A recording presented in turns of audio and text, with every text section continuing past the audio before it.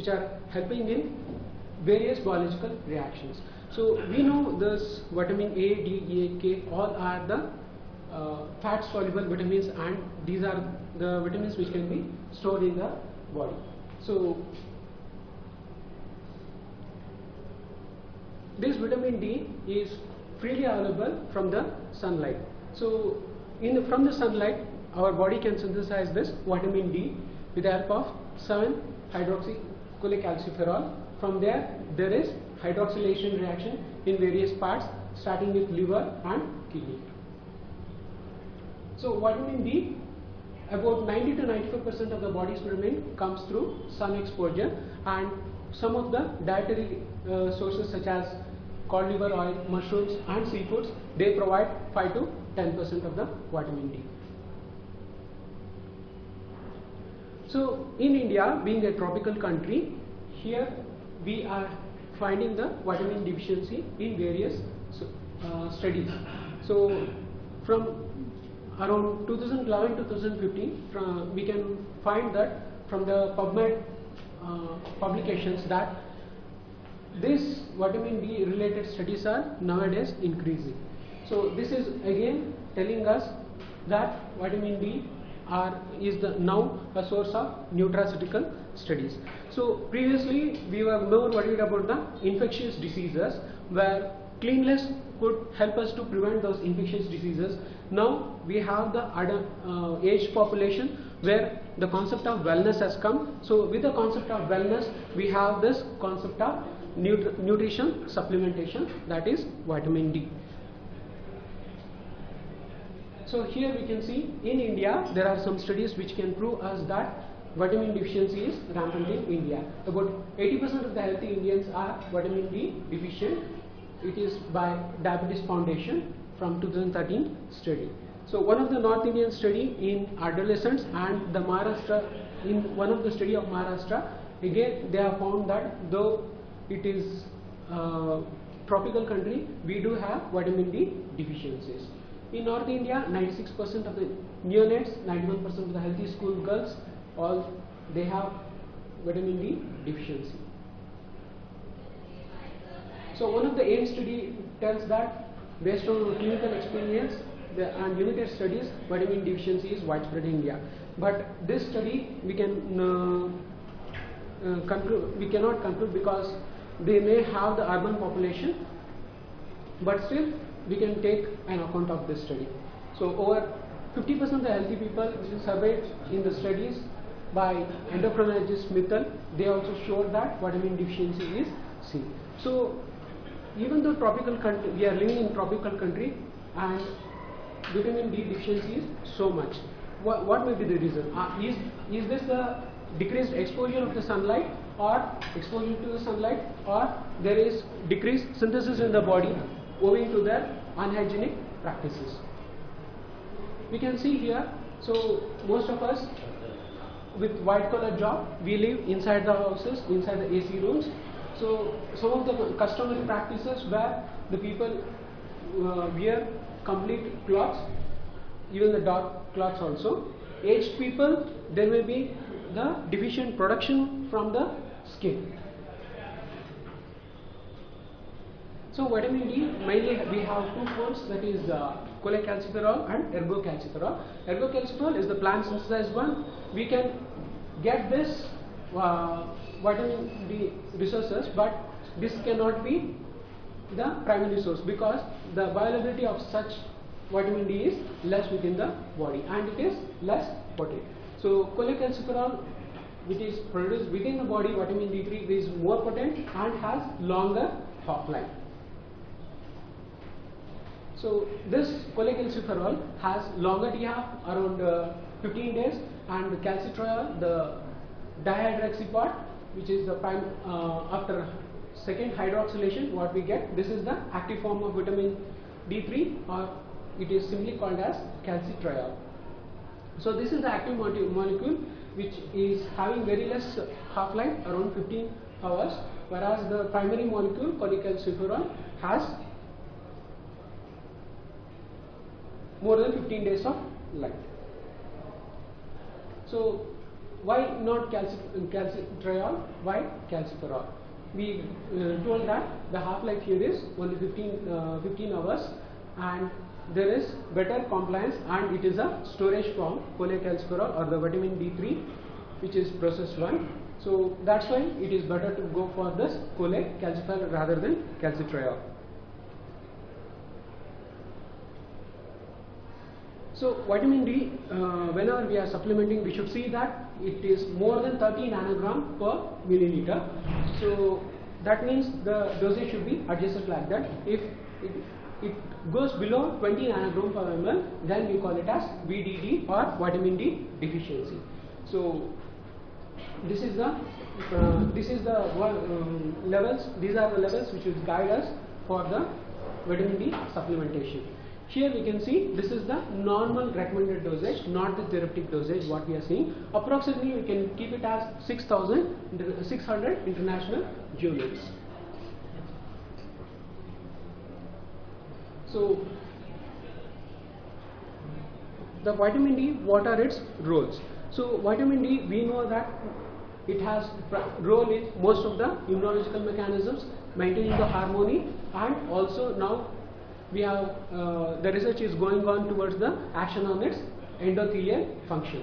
So here it exerts important function in skeletal function and the formation of the bones. Here mainly it is involved in the resorption from the bones and increasing the plasma calcium levels. So here in osteoporosis, it can reduce the risk of vertebral and non-vertebral osteoporotic fractures and positive effect on bone mineral density. It can increase the positive effect on this bone mineral density. So in pregnancy, as the growing baby needs more and more vitamin D for its internal function, so vitamin D status during pregnancy appears to play a main role in fetal skeletal development, tooth enamel formation, and general fetal growth and development.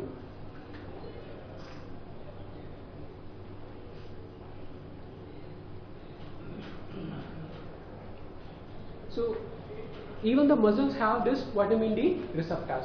So muscle weakness is prominent feature of vitamin D deficiency. That's why this vitamin D supplementation can improve the muscle strength. So vitamin D and hypertension. Now it is known that it can help for better blood pressure control, promotes lowering of vascular resistance, and improve myocardial contractility. So now they are trying to supplement this vitamin D in hypertension. So diabetes, hypertension, and vascular diseases, and also in obesity related diseases, we are using this vitamin D for the betterment.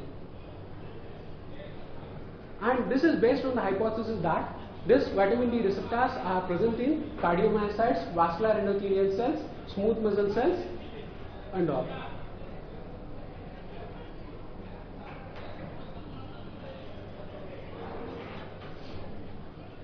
So vitamin D receptors are also present in the beta cells of the pancreas, whereby insulin is secreted and insulin regulates the blood sugar level.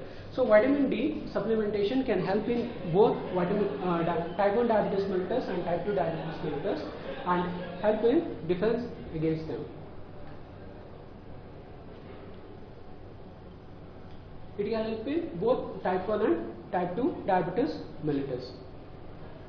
So we know that in type 1 diabetes we have decreased insulin production, but there is also this vitamin D receptor in this beta cells. So once these beta cells are stimulated with the vitamin D, there is possibility that the insulin secretion may also increase in this condition. So in this case of type 2 diabetes mellitus, we know that the insulin resistance is going on increasing and insulin sensitivity is also decreasing. In this case also, the supplementation can increase the insulin sensitivity and help in decreasing the insulin resistance. So vitamin D and infections. So in this vitamin D, we have now found out that the immune cells, phagocytes, all these are involved in this receptors. Once these immune cells are activated, they will help in regulation of the infections. So the B cells, what they tell, are more stimulated. So once B cells are stimulated, they can activate this immunity response. It is like a blanket immunity, not a specific one. And they have found out that this invasive pneumococcal, meningococcal diseases will be more in cases of winter, where vitamin D or the sunshine availability will be less. This is one of the study. So they have also found out that antimicrobial peptides are synthesized with the help of vitamin D, and these antimicrobial peptides can help the body for its immune processes.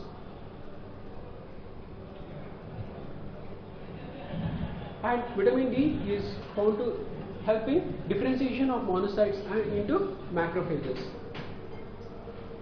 So this is summation, extraskeletal benefits of vitamin D supplementation. Okay.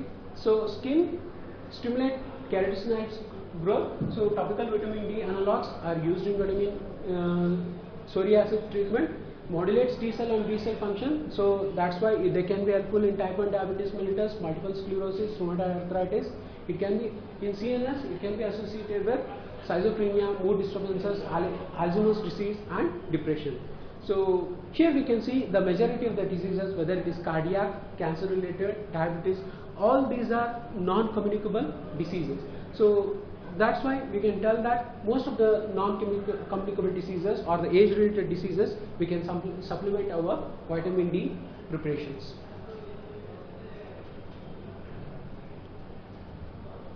So in India and around the world, we can see that about 30% of the people dying from non-communicable diseases in low and middle income countries are aged under 60 years and are in their productive period of life.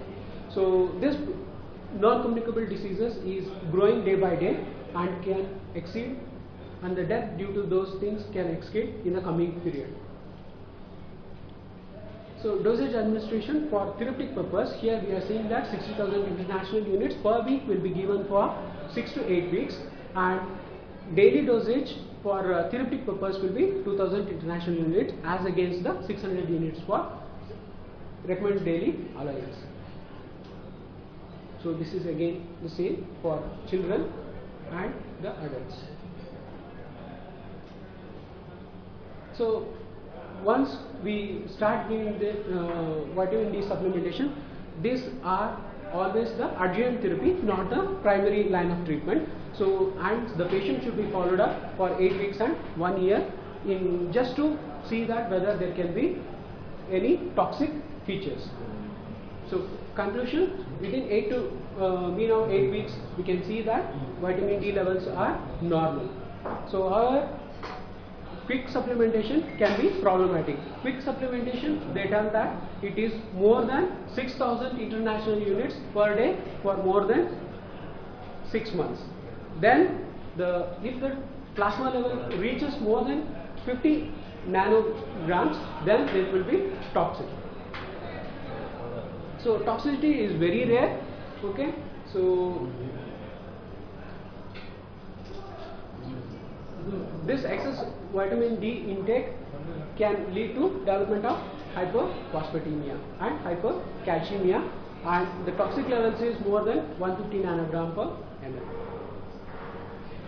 So precautions, the patient should be told about the renal failure and mild hypercalciuria. So it should be serum levels and the urine levels of calcium should always be seen when the patient is on treatment for longer period. So drug interactions, we should be worried about the atorvastatin levels, because the atorvastatin, which is usually prescribed in the night times, if the vitamin D preparation is also given at the same time, they can decrease the level of this statins. Digoxin, as it can increase the calcium, serum calcium levels, vitamin D supplementations, digoxin along with the calcium can cause the irregular heartbeats. So diltiazem, again another calcium channel blocker which can cause the adverse drug reactions when used together. So summary, so vitamin D deficiency is common in India. Vitamin D receptors found in the gut, bone, lymphocytes and plasma cells, and the research is still going on various roles in most of the non-communicable diseases as we saw in the previous slide.